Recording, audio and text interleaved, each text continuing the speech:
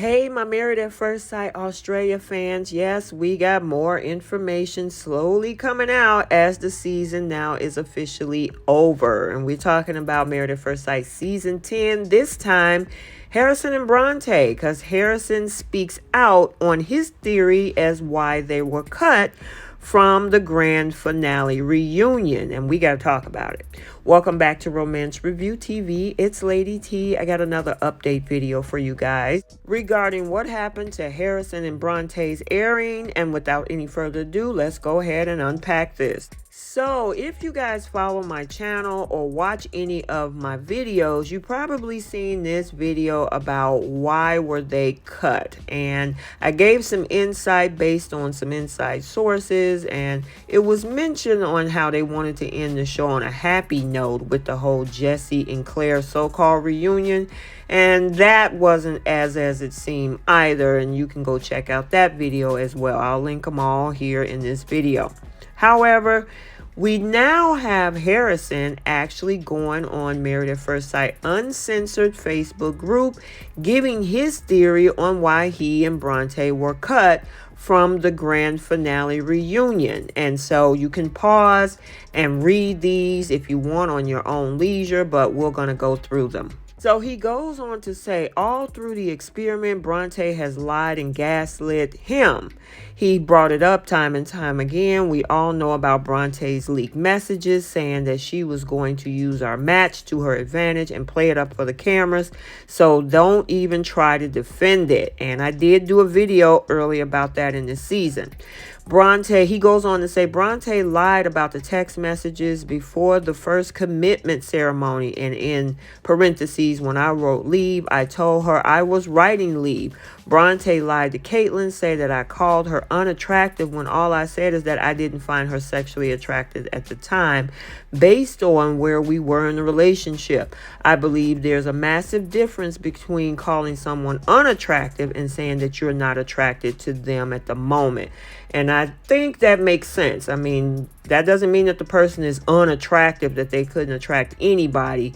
It just means that that one person, they don't find any attraction there between the two of them. And I know we've all experienced that. So I get what he's saying there. Bronte lied about what I told her regarding Melinda and Leighton's relationship. Bronte took it upon herself to start SHIT with everyone at the couples retreat and blamed it on me. Bronte got called out for what she told the girls on girls' night, both at the couples retreat and the girls' catch-up, and she walked out both times because they were calling her out for lies, that she couldn't handle it. They never show it, but happy to talk more on this as the girls have since told me what she said. Bronte lied about what she said regarding moving to Sydney. She never said that she would move for me.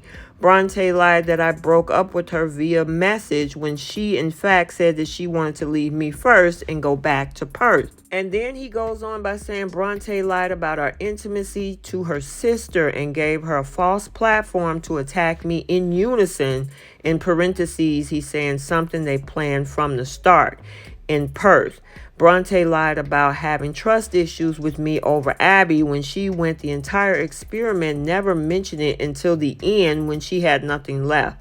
I called out Bronte for all of this at the final dinner party. She admitted in front of the entire table she lied and walked off crying. Then she came back in and pulled a Brent like she said she was going to in her second leaked text message via Daily Mail. Check that out on this channel. I did post that.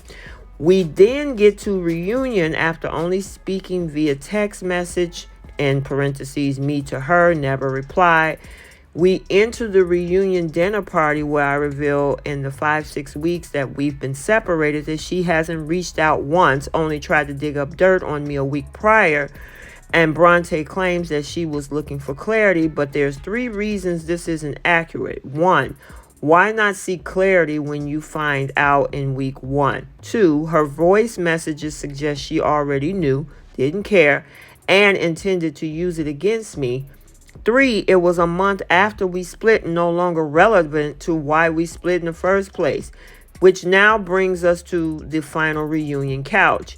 I think that combining the leaked messages, the lack of evidence, and the fact the network doesn't want to give this any more airtime is the reason they axed our couch session. And finally, in the third slide, he said, so what happened? Well, we sat down. I started explaining the breaches of trust, the lies, and the attack from Bronte and her sister was the reason why we split. Then we watched a highly edited 5 to 10 minute clip of all of our fights and ultimately our breakup. I then said there was definitely behavior I wasn't proud of. I took ownership of my behavior and said that I own all of it, but I'm only half of the relationship and therefore 50% of the reason it did not work. John, the expert, allegedly then asked Bronte what her 50% was. Bronte said, allegedly, I was naive. I came in with rose-colored glasses on, to which I replied, that's a cop-out. Just own your behavior, Bronte. Bronte replied, you're a narcissist, to which I just laughed. She had nothing left. John ended, allegedly, by saying, Harrison, you've been a lightning rod in this experiment. Sometimes relationship doesn't work out. He allegedly then asked Harrison if I was dating again, to which I replied, yes. He asked how many girls, and I just said, John, come on, and have him a wink at everyone laughed, and Melinda shouted out, quote unquote, allegedly, many girls, and I gave her a smile. That was the end of my MAFS journey. And he went on to close it up by saying, I'd like to thank the friends I've made in here.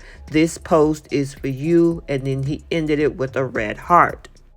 Okay, that was a mouthful. You know, I like to share details with you guys of anything that come out. But you know what? What do you think about all of this? Now, I will say that there is 99% of things that we don't see that happens behind the scene because they do hours and thousands of hours of filming, and a lot of it end up on the cutting room floor. The thing is that I think they should have put that, if you're going to put these two on the couch, put it out there for the world to see and then let them be the judge instead of trying to manipulate the whole thing, which again, reality TV is not so much reality. But the thing is, if you were going to put them on the couch, why not put them on screen? And then therefore that would have gave some clarity. Maybe, maybe not. I know a lot of people aren't feeling Harrison, and that's fine. You get to have your own perception. But it at least gave a voice to the both of them and let, you know, of course, the fans see and find out exactly what happened instead of having them go through this whole thing and then cut it off. And their finale was supposed to be at that dinner party with the whole mockery of the whole message that he put out with Bronte trying to get the dirt on him from his ex, according to that Yahoo Insider video that I did earlier. And like I say, you can go check that out. So let's get the conversation started down in the comment section. What do you think about everything Bronte broke down, what we did not see, everything that was said? According to his point of view, I'm wondering if Bronte is going to have her side of the story as well. But hey, we got to stay tuned, and I like keeping you guys updated. So I hope you enjoyed this update. Stay tuned for other recaps and updates on this channel. And until the next video, like, comment, and subscribe, and we will see you soon. Bye.